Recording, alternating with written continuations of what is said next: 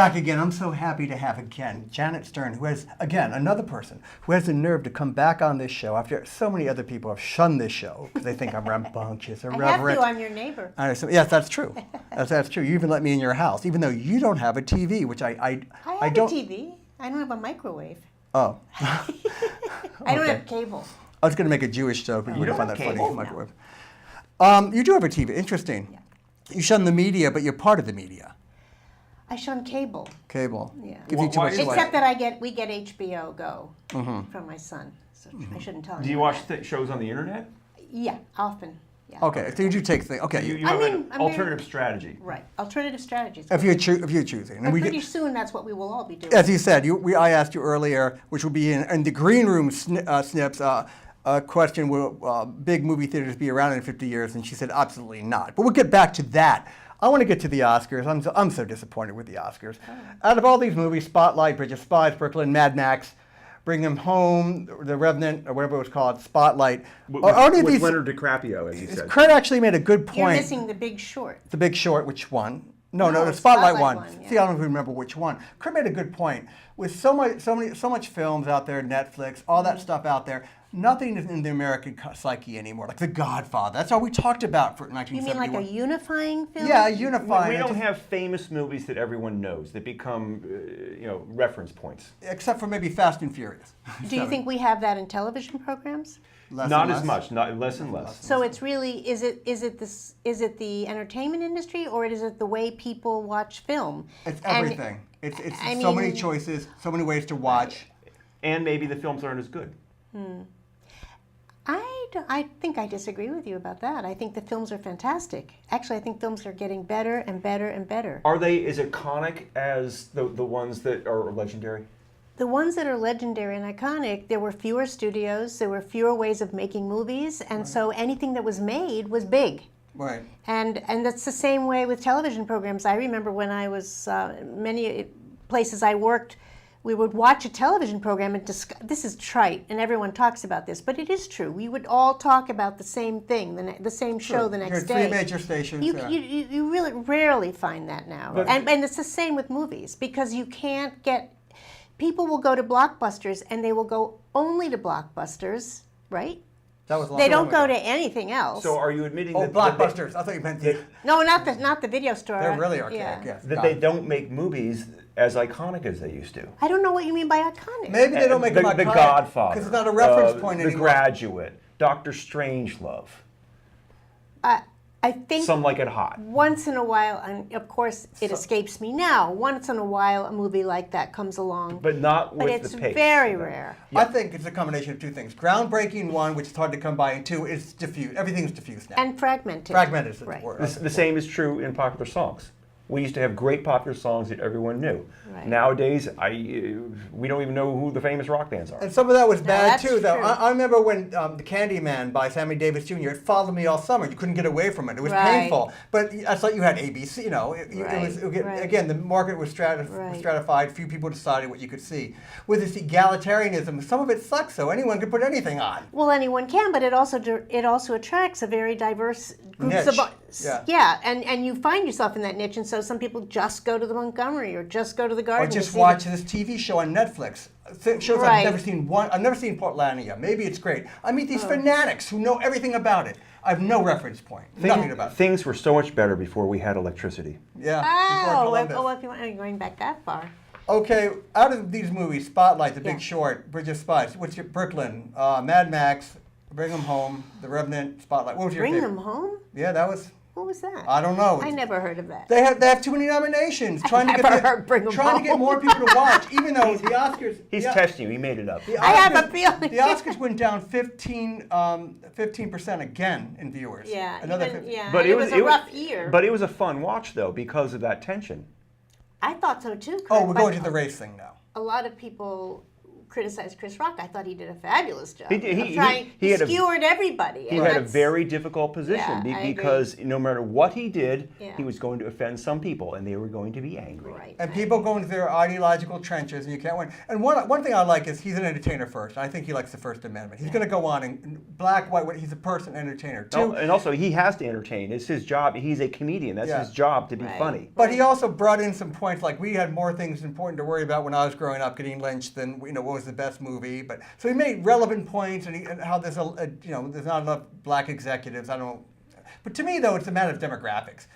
These executives, they came up at a time when things were still white dominated anyway. They're in their 50s and their 60s and their 70s. Right. I think in a generation or two that might change too, depending. I'm going to go back to a speech given, I think it was at the Golden Globes, by the woman who won last year, Best Supporting or something. Her name is Viola Davis. Oh, right, yes. You know who she is? Yes. An African-American actress who, when she came up to get her award, said, if the roles aren't there, the actors can't be in them. And that's where it starts. It starts with the roles, because those projects that are written with a lot of African Americans or Asians or Latino, Asians are also, you don't see them represented in the films that we, You could even say women over 40 have a tough time. Well, yeah. Sharon Stone is not going to be in a lot of films lately. But if those scripts are not being received or read or bought, you're not going to see these actors. But That's if what Spike Jones said, though. You have to get into be the suit. You have to be in the office. If you're a Hollywood executive and it costs $50 million or whatever to make a movie, can you make them that star Asian Americans when Asian Americans are a small part of the marketplace? We're not in China now. I mean, you can try, and they don't try. There's just no attempt. There's no risk taking. Right. And it's really weird because that's where a lot of money is. And why it wouldn't be? What? With all the complaints, like not enough awards to black actors, when over the last bunch of years, African American actors get about 10% of the awards, which is about the percentage they are in the population. So it's kind of like, oh, we went 2 years without, is this, the protesters, are they basically asking for affirmative action and just diluting the quality, because you can't give awards out if it's not quality. It's not a participation trophy. It's somewhat subjective, though. I think that we're all attuned to the acting category and the protests that arose about that. But really, behind the scenes, there are almost no African Americans. None. Cameramen, editors. Why? Is it an old boys network? They're not interested? Why? People want to be with people they're comfortable with? There are very few women. Right. Very few women. So the category that gets the noise is the visible one, the actors and actresses. But behind the scenes, it's much less than 10%. It's not even 1%. So I think that's part of the problem. I'm not saying that someone who was okay in a role but was black should be nominated. I do not agree with that at all. I did not see Concussion, for example, but I saw a clip of it and I thought Will Smith looked all right, but it didn't bowl me over. Now, it's not fair because I didn't see the movie. It wasn't sponge-worthy. Did you see it? No. Did anybody see it? Yeah, I know. That's another thing, too. Movies disappear so quick because they know they can resell them and put them on DVD. They don't even let them And airplanes is a big market. Yeah, they don't let them gain steam. So you're saying that you think there is some kind of conscious, unconscious racism. People kind of hire people who look like them, or people... I think there's unconscious racism in all of us. No, look at my show. I'm one of the few then, because I allow everyone on my show. I mean, I'm sure that we have undetected ways of discriminating, and it's... So these Jewish executives, because there's a lot of Jews in Hollywood, basically want male men their age. They want to deal with them. I don't think they don't even question. Gotcha. It's not a matter of even articulating it. Gotcha. It's they don't question it. Sometimes there are cultural choices, though. The last white American MVP in the NBA was like 1986. But nobody's protesting that. I mean, like what if they protested, you've got to give the NBA MVP award to a white guy next year. Kind of on because merit. it's been 30 years. Just dominate because it's on merit. It's statistical. It's right? very statistical, too. It's Yeah, very empirical. but you see, if it was the other way around, we'd have Hollywood's more protests. subjective. That's more subjective and personality-driven Yeah, and non-risk-taking. It's a little more There's complicated. also the case of the voting members of the Academy. Look at their age. And look at their age. Why would they watch some of these movies? And do they watch the movies? They That's wouldn't the watch- other thing. My dad's not a bigot. But he's not going to watch some of these movies. You know, Fast one and thing- Furious, One thing that I really want to plead with the Academy, like they're going to listen to me, plead with the Academy about is this business of not awarding an ensemble award. I think that's critical, and the Screen Actors Guild does. Golden Globes and Oscars do not. You look at a film like Spotlight, which you seem to be not too taken with. I liked it. Oh, you liked it. And The Big Short. You see the way these actors interact with each other. It's amazing. Yeah. The choreography of acting. And I think those awards would help to broaden this. They would help to give more room to Black or Latino or women. Were those good movies? Excellent. Excellent. Excellent. In our final 3 minutes, let's talk Final about 3 Janet's. minutes. I just started. I know, this is such a great Well, conversation. let's end it now. I don't know if we can. Janet Stern, the woman, the entertainer. What's happening with your show, Fistful of Popcorn, Well, I on don't- Princeton TV? I don't. And what? On Princeton TV. Oh, I don't speak right. I don't think anyone watches it, but What do you mean? But Have we you ever gotten enjoy feed- doing it. Do you ever get feedback? Do you ever Many- fall?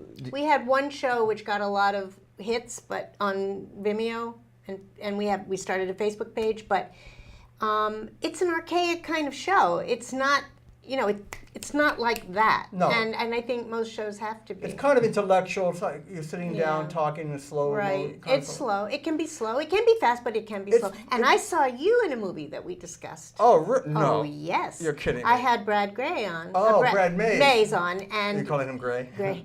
And I saw a clip Road of you in it. Rage. Road Rage. I think When did you become an actor? I've been in like 7 films.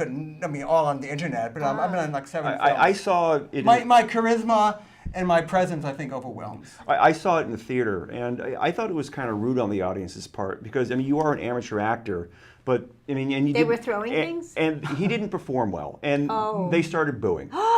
and I know, yeah, he didn't perform well, but they should have just sat silent. What do you know about HR? HR. I hear you played an HR Yeah, director. exactly. Well, I just, they want me for a role, I do it. There's another movie, Dark Military, Lauren Lepre, Average Superstar Films. I play an interviewer in that, a brief one and everything, which is fun and stuff. But yeah, His next role is a corpse. and part of acting is like this show. I try to play off what people do. I try to listen, but I don't always listen to them because I'm kind of saying, and then play off what they say and get into a normal Right. conversation. Right. By the way, on the way here, I heard a big thing about this Nina Simone movie, the bio. In 2 minutes or less, please. Zoe Saldana is a half black, half Right. Puerto Rican actress who is Oh, yeah. tapped to play a woman who, going back to our other discussion, a woman who was so involved in civil rights and was, one of the women who fought the stereotype of what people should look She like. put her career on hold. She screwed up her career in some ways. Well, what do you because- think about their hiring Zoe Saldana to play her? Because Well, her family this is a and her controversy colleagues are because she's enraged. relatively light-skinned. They're putting a different nose on her. They're darkening her skin. I would say what David Geffen I said. say that's fine. I Yeah, mean, David actors Geffen- wear noses all the time. That's- Meryl Streep wore Virginia Woolf. I mean, they wore a nose prosthetic. I mean, and Nicole Kidman. Nina Simone had very dark skin. And let me end it with this. David Geffen said it best. Fuck it. The producer and the casting director, they have to do this picture. They have to do what they think is right. Artistically, financially, because she's a bigger name than other people, they're doing the picture. If someone else wants to make a film, you get your $15 million, you put it up there and you risk it. With that, though, we have to go. It's been too fast, Janet Stern. Too fast. We have to have you for a I'll whole see you hour. next year. See you next year or even sooner. Okay. Janet Stern, Fistful of Popcorn. I watch it. You should watch it. But I'm an intellectual. Maybe you. Thank you very much. Thank you.